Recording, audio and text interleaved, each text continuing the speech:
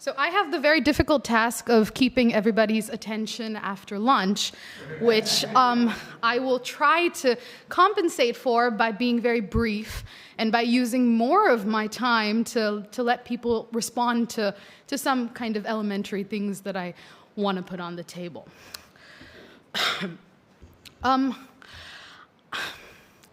I want to start today by saying that it's a very difficult time to be speaking of reason of any form, for obvious and less obvious reasons.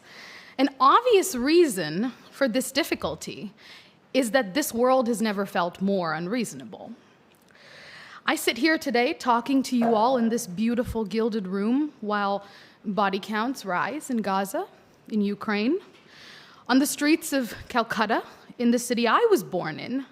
Women of all generations in a historic protest have been out since last week on the streets demanding justice for the rape and murder of a doctor within a hospital that she worked at. Justice is, of course, the vehicle of a certain brand of reason, a brand that refuses to accept accusations of abstractness, that rages on against the dying of the light in achievement of a clear goal. I have been and will be out on the streets demanding justice, demanding the achievement of a clear goal. But while doing so, I can't help but also notice and be exceedingly perturbed by a very different brand of injustice, by a form that perhaps takes a little longer to literally kill someone, but can rather potently kill spirits and silence voices, a form whose reference frames are slowly disappearing from our world. This form of injustice claims that in order to be true to the present, we must forget the past, or worse still, remember only those parts of the past that are useful to amplify in the present. Perhaps a version of what A.P.J. Taylor called the enormous condescension of posterity, or what Eric Hobsbawm once meant when he said that the past changes. It is about this rather rapid, and I want people to come back on this, whether they agree with me when I say rapid, but this rather rapid change in Enlightenment's pasts that I want to speak to you all about today. Enlightenment has, I think, fallen prey to a form of aggressive presentism. Everything that I say today will circle back to this idea of certain representations of enlightenment as a product of the world we live in now, and with little to do with the worlds that we're trying to study. So on that note, I want to offer at the beginning three theses, perhaps, or postulates, or ideas, let's not get too excited, that the talk repeatedly circles back to and kind of keeps reiterating. Number one, Europe and non-Europe are not objects. These are diverse regions, themes, actors, and contexts that cannot be brought under vague, all-encompassing qualifiers. Similarly, the West is not an object. It is not regional and political, as someone recently said to me in Cambridge. A historian of China recently brought to my notice that Hyun Sang's journey to the West was actually about his journey to India. Something to think about. The world is, after all, round. Everything is west of something, right? Number two, it doesn't make sense to simultaneously use a category that you are arguing is not useful or doesn't mean anything. For instance, if someone says that, and I say, that the category vernacular or mother tongue is not a useful heuristic device, they can't go on and then say, for instance, vernacular ideology here competes with the high literary. Doesn't mean anything. If somebody insists that Europe is a self-evident shorthand that doesn't make sense, they can't go and then use Europe as a shorthand themselves without qualification. And number three, and what I think is perhaps the most important and perhaps the only thing that I really bring to the table, is that Studying the history of Enlightenment is very different from the study of Enlightenment philosophy, politics, or sociology. Because in order to call something history, you need an archive. And this archive can't only be published primary sources, and I'll come back to why I think so later. But a statement that can kind of respond to that at this point is that if you read primary sources as the only, published primary sources as the only way of reading the past, then you read the past in the way that major anointed protagonists wanted you to read it. So unpublished sources, where we can bring them in, must be present in order to question established truth. These days, Enlightenment isn't what it used to be. Once upon a time, in a galaxy not very far away, Enlightenment and its study was marked by hesitant conclusions backed by evidence of the need to hesitate before delivering definitive qualifiers. Peter Gay's 1966 book was, for instance, called The Enlightenment and Interpretation, not the and. In the moment we now inhabit, however, Enlightenment has both acquired a clear definition as well as a corpus of scanty evidence to back this clarity. It has become, for many, a representation marked by, and I quote, obsessions with European origins and attempts to perpetuate a Eurocentric mythology which helped entrench a view of global interactions as being essentially energized by Europe alone, end quote. In short, Enlightenment, for many of its woke 21st century reactors, fails to give voice to the global South, yet another category with a definition and no meaning. Enlightenment historiography, according to these reactors, needs revision, which often, but not always, denotes a need to purge. What are the implications of such definitions? In order to replace hesitant conclusions with clear definitions, Enlightenment, the European object that it allegedly is argued to originate from, as well as the universalism, also an object that it stood for, must all become these objects that they're not. In order for Enlightenment to represent something that it wasn't, for it to change, it must be rendered still. Its study stunted, and its students persecuted. I argue that this is a process of anachronism, and it's an indication of Enlightenment itself not really being the focus for those interested in its cancellation. Enlightenment, in those who read it in this way, is merely a building block in a much larger ecosystem of polemic speaking similar languages. I just have one qualifier, and that's all that you'll have from me, which is that I am neither a historian of Enlightenment, the Enlightenment, nor of the 17th or 18th centuries. I come at these themes and times through two trajectories, as someone who teaches the history of political thought in the 17th and 18th century, as well as somebody who studies the history of languages. In the first role, I find myself spending a lot of time scouring various databases for primary sources to assign my students to read. An article that has been consistently worming its way onto undergraduate and graduate syllabi ever since it was published in 2012 is Sebastian Conrad's Enlightenment and Global History, a historiographical critique. Conrad's piece in many ways becomes a symptom or an example of clear definitions backed by scanty evidence. And it's worth a closer look. But before we do so, I think it's important to spend a moment reflecting on the different approach taken by historians of Enlightenment, writing a little over 2 decades before Conrad. A difference marked by hesitation, but more importantly by the kind of contradiction that makes things believable. Roy Porter, somebody who left this earth far too soon, exemplifies this believable contradiction, this welcome incoherence. He writes, and I quote, "Voltaire was to the fore in campaigning against legal justice in a succession of causes célèbres in the 1760s. For a brief spell, it fell to the philosophe economist Turgot to take charge of the French finances. Ben Franklin of Philadelphia puts electricity on the map, invented bifocal spectacles as well as lightning conductors, and also played a crucial role in setting up the new American Republic. But if, as Peter Gay has argued, the flock of philosophes were small, and if most of them earned their living or won their fame as men of letters rather than as statesmen and politicians, can we realistically expect to find that they were Napoleons on the historical stage? Edward Gibbon, it is true, spent numerous years in the House of Commons as an MP, but notoriously he never made a single speech."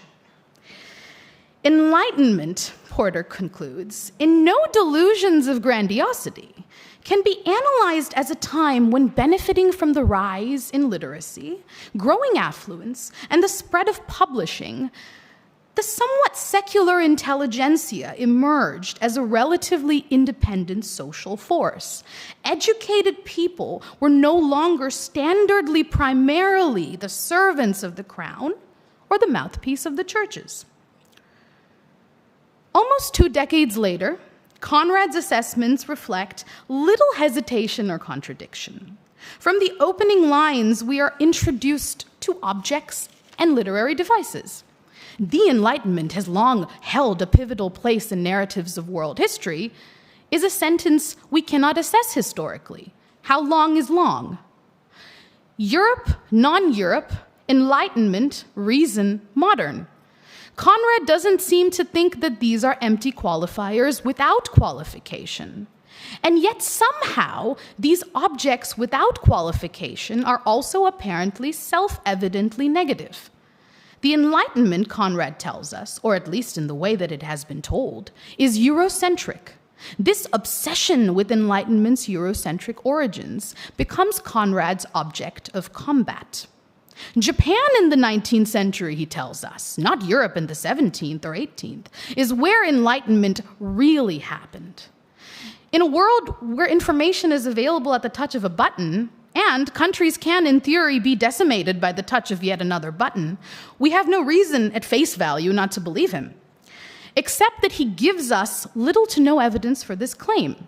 His one primary source, albeit published, other than a color image of the opening page of Immanuel Kant's 1784 essay Was ist Aufklärung, that one can get off the internet, is an allegorical painting done in 1872 by the Japanese artist Shoshoi Ikkai.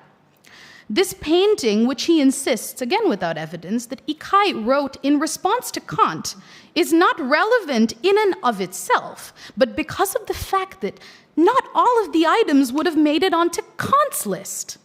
Enlightenment, a process, becomes the Enlightenment, an object, that is apparently portrayed unjustly as Eurocentric. And yet the European philosopher Kant's lists are the point of reference for a painting done 68 years after Kant ceased to exist in a place he'd never been. What is perhaps more worrying about Conrad's constant attempt to pit 19th century Japan, the true Enlightenment, against 17th or 18th century Europe, is that this is not a conscious choice, but a compulsion. From 1603 to 1868, or the Edo period, the Japanese Tokugawa shogunate practiced a policy called sakoku, which literally means locked country. This policy severely restricted non-Japanese people from entering Japan, as well as Japanese people leaving. The only consistent communication that Japan had with Europe during this period was through a Dutch trade enclave in Dejima near Nagasaki. The body of knowledge produced through these interactions was called rangaku, literally meaning Dutch learning, and went on to become the basis for the word yogaku, meaning anything that is not Japanese, and is a word that still persists in modern Japanese with the same meaning. What this means for us is that while protagonists from different parts of Europe in the 17th and 18th century were engaging with knowledge systems from Japan, the non-phonetic quality of kanji, one of Japan's 4 scripts, for instance, inspiring Francis Bacon or John Wilkins in their search for a universal language, sakoku, locked country, would prevent or at least severely restrict contemporary Japanese scholars from doing the same or publishing wildly on their finds. It would get them into serious trouble in the same way that talking about post-colonialism gets us into serious trouble now. Is Japan a part of the global South? I wouldn't know. For Conrad, it is certainly a member of the non-European object. Perhaps it is the idea of a non-European country taking a specific context, rangaku, Dutch learning, and letting it become the basis for a one-size-fits-all solution, yogaku, everything Western, that causes Conrad to fail to mention any of this. After all, if non-European contexts were also practicing civilizational conflation, then Eurocentricity as a framework would need revision. Much of Conrad's piece reads in this manner of using present-day decolonial frameworks in order to allegedly speak legibly of Enlightenment. Enlightenment, Conrad tells us, was not the actualization of a blueprint conceived in 18th century Paris, Edinburgh, or Keenesburg, but the work of historical actors in places such as Cairo, Calcutta, and Shanghai. Why are Paris, Edinburgh, or Keenesburg inherently groupable during the 17th and 18th century? Why are they inherently different from places such as Cairo, Calcutta, and Shanghai? These questions are left unanswered. If we try hard enough, we can find something that distinguishes anything from anything. Simultaneously, we can find something that unites them. Keenesburg and Cairo, for instance, share a common past touched by one Napoleon Bonaparte. All the above cities had dogs, people, and carbon. Conrad insists that they were different. And yet by now, even his own evidence begins to question his insistence. The global South, the global non-European world, did not always speak the same language and wasn't as cohesive as Conrad would have us believe. Japanese isolation, or sakoku, was a contemporary phenomenon to the Indian ruler of Mysore, Tipu Sultan's, fashioning himself, in Conrad's words, an enlightened monarch, founding the French Jacobin Club and setting up Putnam, planting a liberty tree and asking to be addressed as Tipu Citoyen. What we thus have with Conrad is a strong example of historical counterfactualism, with few facts, because, hey, no archives, trying to form or counter a form of historical determinism that becomes equally deterministic. But Conrad isn't alone in this approach to the history of Enlightenment. Questions of exact genesis is, it's opening an unnecessary can of worms, but I think we can comfortably say that a significant moment of turning along these lines came with the publication in 2000 of Dipesh Chakraborty's Provincializing Europe. Chakraborty's book doesn't contain a single unpublished primary source, and very few published ones, something I've never seen someone point out in print. One interpretation of the book can certainly be that it was written in an attempt to stop the turning of Europe into an object. Chakraborty writes, and I quote, "The Europe I seek to provincialize or decenter is an imaginary figure that remains deeply embedded in cliched and shorthand forms in some everyday habits of thought. And yet, the best way to prevent Europe from being used as an object is to make it into a different object. The European colonizer of the 19th century," writes Chakraborty, "both preached this Enlightenment humanism at the colonized and at the same time denied it in practice. According to Chakraborty, before the appearance of his book, and I quote, modern social critiques of caste, oppression of women, the lack of rights for laboring and subaltern classes in India, and so on. And in fact, the very critique of colonialism itself are unthinkable, except as a legacy, partly of how Enlightenment Europe was appropriated in the subcontinent." Over 2 decades after his book, I can't help but notice and be rather sad by the lack of archives and object creation acquiring a great deal of literary flair. So what was otherwise, not very exciting to read now is exciting to read. That's our achievement. Richard Watmore's 2023 The End of Enlightenment, a radical reevaluation that sounds a great deal like bits and pieces of J.G.A. Pocock and Istvan Hont, and that aims to show why Enlightenment was a profound failure, begins its chapter on David Hume with the line, "When he was young, Hume believed in Enlightenment." Many historians today, I think, would make great novelists, and I'm all for it. The lack of archives, usage of meaningless shorthand, and object creation mode of Enlightenment historiography is, by no means, exclusively limited to those who insist Enlightenment was Eurocentric. Those who contend that Enlightenment wasn't Eurocentric often resort to amplifying aspects of said Enlightenment that are deemed fit enough to pass woke censors. Now, what that means in normal speak is that here is a process that we want to study. We can't study it because people are claiming it's Eurocentric. So please let us study in this process, and here are some elements from this process that speak to your categories or languages of legitimation. Please don't cancel us. We really want to do this.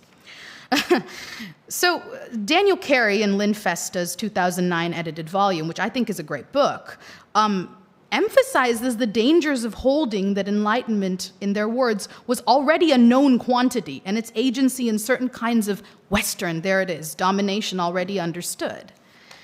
And yet the entire book is spent in proving this negative, in illuminating themes and actors of Enlightenment that amplify the postulates of post-colonial censors and citation cartels. Another approach often taken is that those who hold that Enlightenment is non-cancelable and not Eurocentric is an insistence on their part of a certain self-evident quality that Enlightenment already possesses historically. So Enlightenment here as word or concept, perhaps used the same way that some people in Los Angeles say chakra or Reiki or Ayurveda or yoga. For instance, Steven Pinker's Enlightenment Now in 2018 tells us that although Enlightenment struggles with other strands of human nature, loyalty to tribe, deference to authority, magical thinking, the blaming of misfortune on evildoers, the ideals of Enlightenment are products of human reason. What on earth is human reason? Philosophy. Is there just one definition? Is there another way of doing things?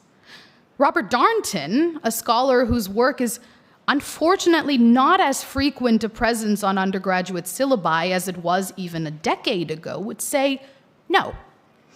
He writes, digging downward in intellectual history calls for new methods and new materials, for grubbing in archives instead of contemplating philosophical treatises. Consider the following titles taken from a manuscript catalog that circulated secretly in France around 1780 and that were offered for sale under the heading Philosophical Books. Venus in the Cloister or the Nun in a Nightgown. Number 2, The Woman of Pleasure. Number 3, The Pastime of Antoinette, here the Queen. Number 4, Authentic Memoirs of Madame la Comtesse du Barry. Number 5, Monastic News, or The Diverting Adventures of Brother Maurice's. Here is a definition of the philosophical by a publisher who made it his business to know what 18th century Frenchmen wanted to read. If one measures it against the view of the philosophical movement that has passed piously from history textbook to history textbook, one cannot avoid feeling uncomfortable. Most of these titles are completely unfamiliar. Perhaps Enlightenment was a more down-to-earth affair than the rarefied climate of opinion described by textbook writers. End quote. Darnton is primarily cited as a historian who worked out the role that book history played in histories of Enlightenment. This is inadequate. his real contribution, and it's monumental what he achieved, is that he was one of the first, and unfortunately one of the only, or one of a very small handful of historians, who pointed out that Enlightenment had archives that didn't always speak the same language. Reading his 1971 essay, The High Enlightenment and the Low Life of Literature in Pre-Revolutionary France, or his 1979 book, The Business of Enlightenment, against Conrad's Enlightenment in global history, allows for us to recognize a key aspect of Conrad's method as a function of a much larger systemic problem in 21st century history writing. This problem is the deliberate obfuscation of class in order to amplify the reading of race, region, culture. In other words, the amplification of the idea that people speaking in different languages, living in different parts of the world, are inherently different, at the expense of the idea that people trapped in the lower rungs of class hierarchies all over the world are often united in their separation from modes of production and sources of power. Darnton doesn't pontificate or theorize abstractly about what he terms as the party line of the philosophes. Through a careful combing of the papers of the Société Typographie de Neuchâtel and unsigned, undated dossiers from les Archives Nationales, Paris, he shows us how unpatroned and virtually unknown voices like Jean-Baptiste Antoine Suarde worked their way through these party lines and became royal censors and fellows of the Académie Française. In other words, went on to decide who would receive patronage next. Through a reading of lists entitled Men of Letters Who Request Pensions, Darnton tells us that those who were published and funded are a small portion of those who weren't published and weren't funded. And here underlines the pitfalls of reading Enlightenment only through published sources. His granular citation of margin notes made by a ministerial aide of there being, I quote, some danger that the title of academician may become a symptom for pensioner of the king, highlights his own opening remarks. After all, they were men of flesh and blood who wanted to fill their bellies, house their families, and make their way in the world. Darnton's work thus allows us to begin to conceptualize what archives can offer for study of Enlightenment. I had long thought that this was implicit, but this is a time that causes for incessant repetition of the implicit is necessary, so I'll emphasize these archives will of course be found all over the world. A historian called Spencer A. Leonard, I just noticed the other day, is writing a book titled Adam Smith in Calcutta. I don't know what it's about. I have a few guesses. For instance, that The Wealth of Nations speaks a great deal on colonialism, but I'm looking forward to Spencer's book when he writes it. Archives are a way of catching motion, often achieved only after the researcher patiently sits still. This sitting still can lead to astounding discoveries. Richard Sargentson, my tutor's 2011 discovery of an early manuscript of Descartes' Regulae ad Directorem Ingenii, or Rules for the Direction of the Understanding, an unpublished, unfinished text that also happens to be Descartes' earliest surviving philosophical treatise, is a case in point. And yet, in a world of fake footnotes and endemic plagiarism, of tunnel vision specialization, of refusals to engage with the contradictions that will come with detailed study of just about everything, the very act of asking archival questions, or to identify an archive itself in order to begin asking questions, has nearly become a dying art form. If more historians operated without constant fear of irrational cancellation, or more students of history spent a fraction of the time spent in canceling the unknown in visiting archives, then perhaps most of my references wouldn't have to come from the previous century. Now, I'm not saying that nobody's doing this. A good way that we can tap into this being done is the review as an art form, that some people still write reviews that are neither just bashing a book for unnecessary reasons that show that they haven't read the book, or for glorifying it because, well, hey, there are some perks of glorifying important people in this world. I mean, Elena Russo wrote a really good review recently of Antoine Lilti's The Worlds of Salons, I think. Is that the translation? I remember reading it in French originally, but it was recently abridged and translated into English. So it's a great review. I encourage you all to go and check it out. Now coming to a little bit about what I do for a living, which is, as far as histories of language are concerned, Enlightenment, or at least what we know of it so far, was neither Eurocentric nor a utopian ideal. Francis Bacon's interest in the possibility of representing things instead of sounds by real characters rather than letters, characters which could be understood regardless of language, the basis for a fair number of universal language schemes in the 17th and 18th century, was triggered by Chinese. Less well known are the schemes of a schoolmaster from Ipswich by the name of Cavebeck, who in 1657 published his Universal Character. Now, before somebody accuses me of Jungian archetypes, this is character as in literal script, not character as in personality. But his aim was to create a script by which all the nations of the world might understand each other. His words, not mine. He was inspired by the Italian Jesuit priest Matteo Ricci, whose great interest in Chinese ideographs compelled him to create, along with Chinese scholars Yong Wentao and Li Zizao, the Kunyou Wangyou Quanto, a map of the world, printed in Chinese characters. This map would be printed in China at the behest of Emperor Shenzong, the longest ruling monarch of Ming China for about 48 years, and eventually exported to territories now in modern-day Japan and Korea. Andrew Large reminds us that Atenius Kircher, possibly the most famous Coptic scholar of the 17th century, tried to forge links between hieroglyphics and Chinese characters, and in 1652 actually published on priests who had fled from Egypt to China. The linguist Philippe Masson argued that in 1713, Chinese had similarities to Hebrew. He was inspired by English professor of Arabic, Edmund Castell, who in 1669 published his lexicon Heptaglotton, which argued in favor of similar origins of Arabic, Chaldean, Syriac, Phoenician, and Hebrew. Of course, this doesn't mean that they were free from civilizational parochialism. In his 1590 Historia Natural y Moral de las Indians, or Natural and Moral History of the Indians, the Spanish naturalist and Jesuit missionary José de Acosta asserted that the Chinese spent their time mastering the intricate language and that this prevented them from attaining high knowledge. Although John Wilkins, in his essay Towards a Real Character, speaks of Chinese as one of the primary reasons for which such a method is possible at all, Chinese itself can't possibly become a philosophical language because of its considerable faults. And this is where things get really interesting.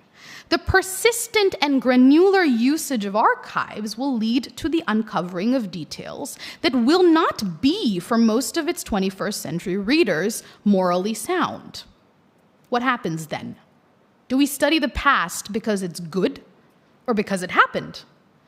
Is there any theme, actor, region, or question in the entire history of this world that was morally unsullied, that was pure? In fact, if assertions of moral purity are made loudly, it is then perhaps that we really have something to fear. If the existence of parochialisms within Enlightenment's many histories is reason enough for it to be canceled, then the discipline of history in the 21st century will find itself with very few takers and will for all purposes cease to be. This is unfortunately a possibility that for many of us has been arriving for a while now. I'm thinking, for instance, of a headline that appeared in the 21st October 2023 issue of the Sunday Telegraph. It read, "University of Cambridge Library blacklists harmful books in decolonizing drive." This article was written in response to Cambridge University Library asking its librarians to draw up a list of problematic books so that, and I quote, "it can decide how to deal with them." I'm thinking of calls to decolonize our minds emerging from student protests at the School of African and Oriental Studies in London in 2017, to which the Daily Mail responded with the headline reading, "They can't be serious." I'm thinking of the refusal to write diversity statements costing jobs, and lawsuits being casually dismissed. At times when books are arbitrarily canceled or labeled problematic, I find myself thinking about the writer formerly known as James Ngugi's 1986 Decolonizing the Mind, the Politics of Language in African Literature. Ngugi writes, "Language as communication and as culture are products of each other. Communication creates culture. Culture is a medium of communication. Language carries culture, and culture carries, particularly through orature and literature, the entire body of values by which we come to perceive ourselves and our place in the world. How people perceive themselves affects how they look at their culture, at their place politically, and at the social production of wealth, at their entire relationship to nature and to other beings. Language is thus inseparable from ourselves as a community of human beings with a specific form and character, a specific history, and a specific relationship to the world." At a time when we're being called upon to decolonize our minds. Now, I don't know if everybody agrees with me in this room, but I find that phrase very sinister, because if we can decolonize a building, we can decolonize a monument, we can even try and decolonize curricula. But if we decolonize our minds, then we're saying that it's almost Orwellian. It's almost like newspeak. We decide what is, what people can and cannot read is a scary thought, and that has a history. So at this time, when we're asked to decolonize our minds, I find myself listening to the free associations of my own. "Language denotes a specific community," wrote Ngugi. I'm thinking of what that statement means in light of violent student protests at India's Banaras Hindu University against the appointment of Firoz Khan as professor of Sanskrit. Protests that had nothing to do with Firoz Khan's incompetence to teach Sanskrit, but the fact that he was a Muslim, the fact that he was called Firoz Khan. I'm thinking of the German editor of a journal I just published in, who's Bengali, who's Hindi, and whose Sanskrit is far better than mine ever will be. I'm thinking of a recent seminar on the usages of the international language Esperanto in Southeast Asia that I went to as a historian of language and as somebody who speaks Esperanto. And I came out as a Bengali woman who apparently is the creme de la creme of Indian woman intellectuals, see what I did there, against Punjabis or Gujaratis who own gas stations. Ours is a time of great injustice, great.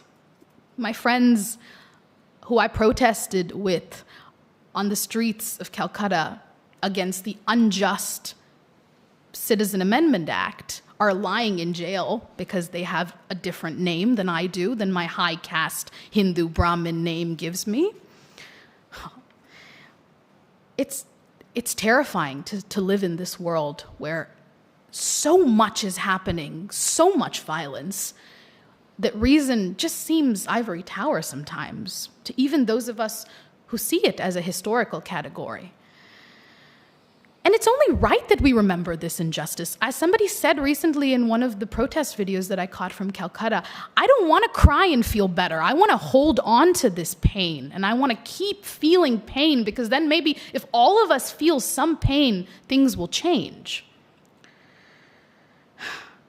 But in these changes, if less obvious forms of injustice continue to recede from the public eye, unless there are tangible reasons to amplify, then we will be doing ourselves, the human race, a complete disservice.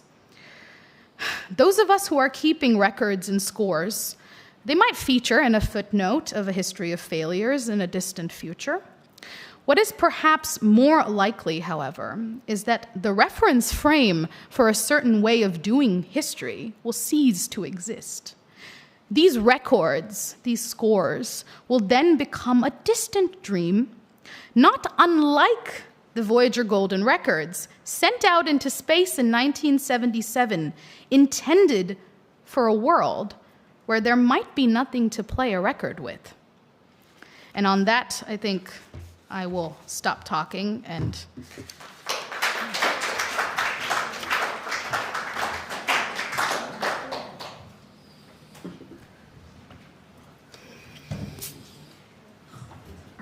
Bipasha, thank you for an extremely engaging talk, to me a provocative one. And unless anybody wants to ask a question before me, I'll start. Ben mentioned earlier we have disciplinary differences here.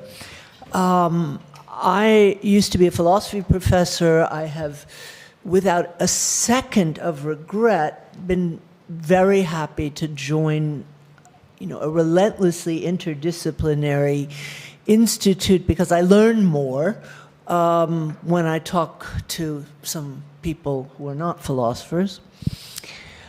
But I noticed myself feeling guilty during your talk because I don't believe, I would have to think back on it, that I have ever cited a non-published primary source in my work.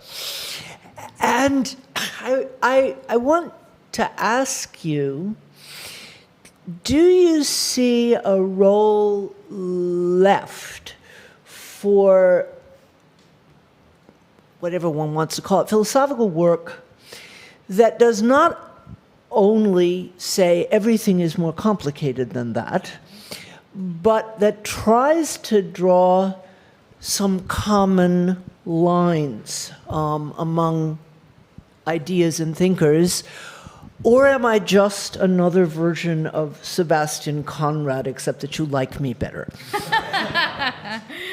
Okay, so should I answer that? Or should please. Well, I think there are a number of things to say here. Firstly, Susan, no, you are not just a version of Sebastian Conrad. Nothing that you have ever written claims to necessarily be history. No. You're a philosopher. And philosophy, as a discipline, has a unit of analysis that's very different from history. And my qualms or challenge is not to the rich corpus of philosophical, sociological, political work that has been done on the Enlightenment, 17th, 18th centuries, or for that matter, the figures. I think these are crucial, important texts that ask important questions. My qualms is when somebody calls something Enlightenment in global history, a historiographical critique. Historians come to the table expecting an archive. And when they don't get that archive, then they don't just feel irrelevant. They feel that a discipline in which they were trained is now irrelevant. Because I personally think that historians are slacking off at the moment in the way that they're creating work on the Enlightenment, while philosophers and sociologists and political theorists, whose work I've been very happily assigning my students to read, and they've come back with fabulous questions. I think I assigned Enlightenment Against Empire this term. Last term I assigned The Origin of Evil. These are texts that I give my kids to read, and they come back and say, these people are really doing great work. Why are we studying history? Where are our people?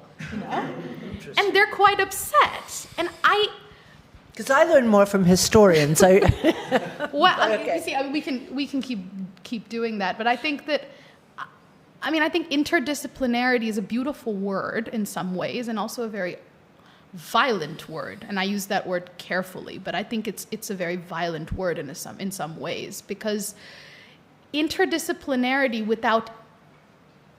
can also become a very easy way of just not doing anything.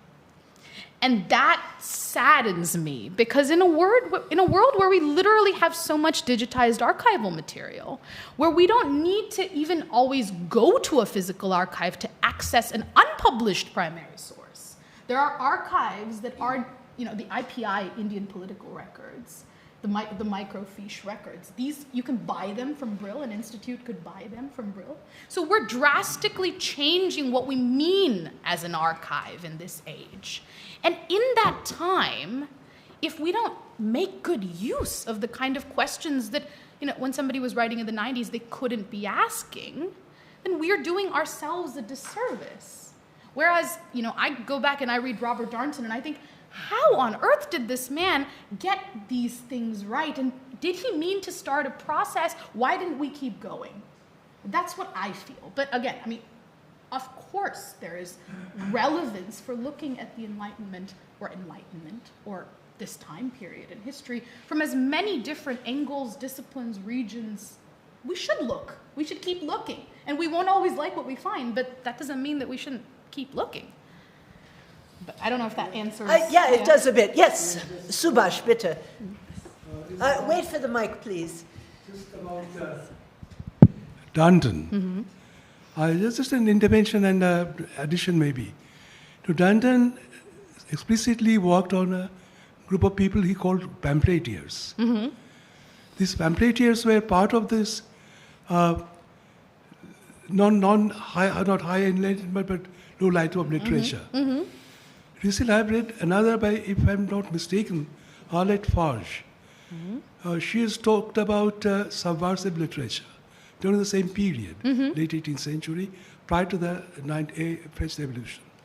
Now, Darnton, if I've not read him wrongly, does mention that these literature, what he calls the low life of literature, as in contrast to high enlightenment, had as much impact in subverting, in the minds of the people, the structure of the Ancien regime, than high enlightenment, particularly as far as the majority are concerned. They were not literate, but they were channels through which they received those ideas. This is a point that I missed in your understanding, in your description of Darnton. I thought this is very German in trying to understand the impact that ideas had on history in the context.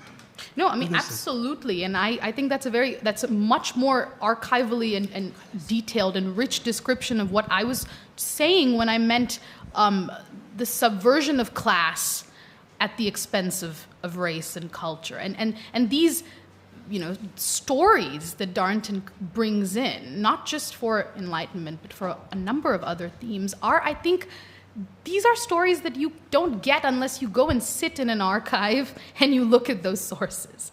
And I miss reading books that have that.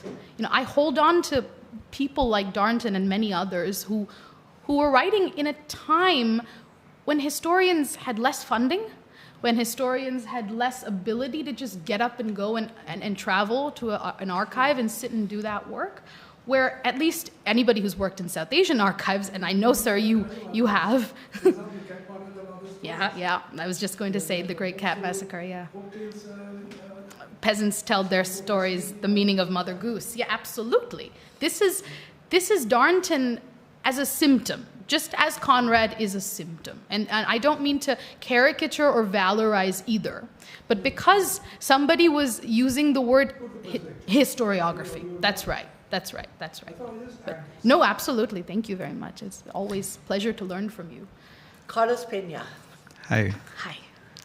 According to your view, would it be possible to distinguish between empirical or factual or historical dimension of Enlightenment on the one hand and a normative dimension on the other? Because the former is particularist, but the second is universalist, yes? I definitely think that philosophically there would be an ability to do that, to say that here are the empirics, here are the norms, which is a very quantitative way of looking at things in some ways that becomes qualitative, but doesn't begin qualitatively. But I don't think historians, at least the way I define history, are always asking normative questions. I don't think that enough work has been done in order for us to see a norm. And is that norm our norms, such as the persistence of certain ideas that may have had affiliations with certain moments in history that look very different in later avatars? Or is it their norms? And who is this they? Is this they a cohesive composite whole? Is this a regional difference? Is this an actor-centric difference? Is this a thematic difference? We can compare, but we need to know the parameters of the comparison in order to establish the norm. Whose norm? Is this a state norm? I mean, the bit that I initially was kind of going with Roy Porter's kind of analogy, if you will, with Gibbon being one idea of an Enlightenment character versus, for instance, Turgot and Benjamin Franklin. And what he was really trying to say is that is this a moment that apparently persisted through 2 centuries? Is it in favor of a kind of state model, or is it against it? And the question is, it's neither. Because there are moments when, Friedrich is listening to Voltaire, and there are moments that he isn't. Jailing him. Absolutely. Yes. And I think that's what makes it so fascinating. Because, you see, if we start looking at the past in a way that we wouldn't want to be looked at. I mean, 200 years later, for instance, if somebody writes a biography of you, Carlos, and they take a picture of you on your worst day, your worst hair day, right? Your hair looks very disheveled, and that is the image that these, alien creatures from 200 years from now see you as. That is the only image. And you had some way of seeing this conversation that they were doing at this book launch. I mean, wouldn't you be annoyed? I mean, I certainly would, although I don't presume that anyone will write a biography of me 200 years from now. But I don't know if that fully answers what you're saying, but maybe it raises more questions. Aziz, Yes. I found everything engaging, every component that you spoke about, and the way you produced the ultimate constellation that came out of your talk. But I have one question. Apropos Conrad's historiographic study, right? Which perhaps by definition is somewhat distant from sources, given the genre, and your reference to Robert Darnton. Now, my question is, and I don't know if I quite understand you. I'm still not quite certain what kind of history you would find desirable. Darnton produces excellent work. It's not only archival, but the material itself is extremely interesting. And quite a number of others do this. But there is a tremendous amount of archival work which is available, and historical work which is available based upon archival work, which is bloodless. So I would first of all make the division, I think if I try to understand you, you're trying to divide bloodless history from fully blooded history, which has a certain engagement, a certain intellectual engagement, is able to comprehend the material with which it deals rather than simply make a record. So what kind of history do you want? Or would you find desirable? That's a fabulous question. Yeah. Let me try and come at it this way. So when you say historiographical limitations as a form of... So historiography literally means the writing of history, right? And Conrad tells us at the very beginning, and here again, I'm not trying to caricature Conrad. My aim is to show that this is a very clear example or a symptom of the way that a lot of us are conceptualizing this discipline. So he says at the very beginning that he is radically redefining how the history of a certain period has been written. I ask, with what evidence? If you're radically redefining the history writing of a certain period, how on earth can you do that without primary sources? If these primary sources are published, there are certain limitations in that who can publish becomes a question. That's a question that we are asking in the 21st century as well. And of course they were asking it in the 17th and 18th. Well, I mean, there's a hierarchy. As somebody who believes in, or who thinks that Marxism is an interesting way, or a very useful way of looking at history, there's a hierarchy in publishing, and there was then. There's a hierarchy in who is being allowed to say something and who isn't. So for me, if somebody is writing something that is a review article or a revision of something, They need to give us the new parameters of the debate, and they need to give us evidence as to why they think there should be new parameters in the first place. So that might be one answer to the question there. With Darnton, again, he is not a symptom. He is not a caricature. He is a symptom. He is a symptom of a time when historians didn't overemphasize these grand narrative tropes. They didn't overemphasize that, these sweeping glances were frowned upon in the Well, I can't read intention, you see. That's the difficulty, because I don't know Darnton. I wasn't his friend. I wasn't even alive in the intellectual climate that he was in, so I'll take your word for it. But I have to go on what he published.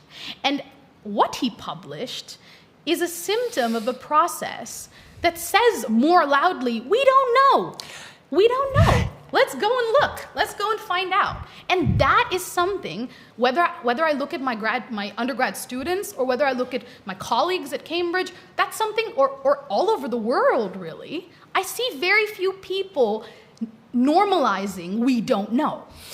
And I need that to happen, and we all do, in order to progress. I don't know if that...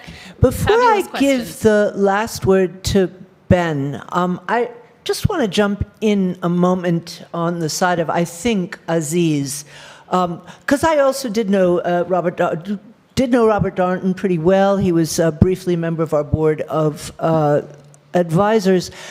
And he's definitely not bloodless. And the way that you can tell that without ever having met him at all is that he's a terrific writer. And, what I miss a little bit in your concentration on the archives, which I think Aziz was trying to point out, we can all list tons of, called Fachidioten in German, who base their entire careers on some tiny little piece of something that no one else has bothered to read or look at, and they work it to, it was not very alive when they started, and they work it to death for 40 years. So, I think I appreciate your desire in a world, as you put it, of fake footnotes, of saying that you want to hear more people say they don't know, but I don't think that's the only factor at work in the people whose work you admire. Did I capture your... I think, they come together, both statements come together. Darnton worked with fairly old-fashioned history with tremendous results, you see. It's fairly old-fashioned history with extremely interesting and very suggestive results. In contrast, the kind of pedantry that Susan was referring to is all over the place. Exactly. Exactly. And because really, you see, this is a kind of bureaucratic practice of research, right? There are a number of things that need to be ticked in order to fulfill a number of criteria, and then people spend 40 years, 50 years, as you said, working something with them without suggesting what this material might do in a broader context to others, to other types of readers. Darnton does. Exactly. It's truly admirable. Truly admirable. Thank you, Aziz. You know what? Because I'm only going to let... Got to interrupt you guys. So as much as I would love to continue this subject, which is really dear to my heart because it has to do with the way that I write philosophy as well, or try to, our next speaker is coming to us, unfortunately, via Zoom because of a family illness. So let's have Ben ask the last question and Bipasha give a short answer. Okay, I have a very short question, which is that I think part of the problem is apart from the lack of archival work, that there are people working with meta-categories that are pre-given, that are not derived from historical or scholarly debates in the first place. That what we're basically chasing is the equivalent of social media sound bites, and that somebody is then producing a narrative to justify a normative which has no descriptive bite. And I think that I think is a kind of rephrase of what I think you were saying about Conrad in particular as a symptom. Would that be a fair summary? So the question is it fair? Is it fair to suggest that these are meta-categories that don't come from the material? Yeah, I mean, certainly. I mean, you can write a history of Enlightenment and have, for instance, Europe 1, Europe 2, Europe 3. So the idea of Europe, each, there being as many categories as there are people. That could be one way of doing it. Is it useful? I don't know. So I think that might be what you're saying with this normative and descriptive parallel. Alternatively, you could claim that I'm writing a history of this event as a way to get in to a larger time, theme, region set of ideas. That, I think, allows you to both say something productive to compare and also to not kind of delude yourself into seeing this process as much larger than it really is. Udi Alon, very quickly, because I hate I'll do shutting it very people up. short. I'll try to do it short, but the issue of archive and history is so interesting for me because I was filming a film about the Jammu Kashmir Liberation Front, about JKLF, Yeah. and they gave me the archive. So I got a whole archive that probably will be dead because it's not only the archive, and I bring them because Yassin Malik, that now I'm afraid that might execute him, by the way, because he's in prison and nobody knows. But all his issue that he spoke from universalite point of view, because for him it's like the Pandit are brothers and all that. And I had all this archive, and I put all of it together. But then India did everything to kill this film and to kill all this, and the archive will not exist. And we still have a history of try to create universalite in a place that try to kill it. So the question is really how we deal when the archive disappears, but we know about it, and we have to keep the oral story that I'm sharing here, to remember Yassin Malik here, that he's in prison. My friend, I share your sentiments entirely, and all I will say is that my supervisor and many other people have similar stories that they will tell, only when asked, though. That is something that I think I hear often. So in complete solidarity with what you're saying, and maybe we can talk about this later in more detail. I thank you for doing the work that you're doing. Thank you, Bipasha.